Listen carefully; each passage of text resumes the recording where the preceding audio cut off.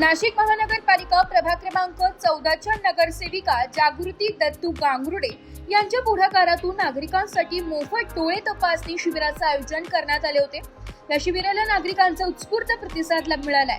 या उपक्रमांतर्गत डोळ्यांची मोफत तपासणी करण्यात आली आहे। तसेच गरजू नागरिकांना अल्पदरात चष्म्यांची वाटप करण्यात आले। अंदाजे 700 ते 800 नागरिकांनी या शिबिराचा लाभ घेतलाय। तज्ञ डॉक्टरांच्या मार्गदर्शनाखाली नागरिकांची तपासणी करण्यात येऊन त्यांना आवश्यक त्या सूचना देण्यात आल्या। नगरसेविका जागृती गांगुर्डे या प्रभागातील नागरिकांच्या आरोग्याच्या दृष्टीने वर्षभर विविध उपक्रम राबवत असतात।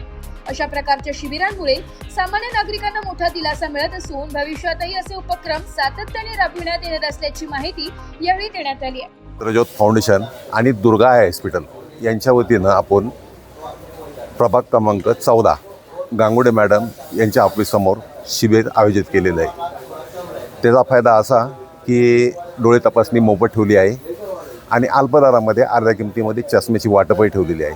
ऑपरेशन करता आपण हॉस्पिटलला घेणार आहे आणि ते अल्प दरामध्ये ऑपरेशनही करून देणार आहे। तरी गरजू आणि इथले स्थायिक हे त्याचा लाभ घेऊ, त्याकरता हे असे कार्यक्रम सातत्याने राबवण्यात येतात आणि मॅडम हे राबवूनही घेतात।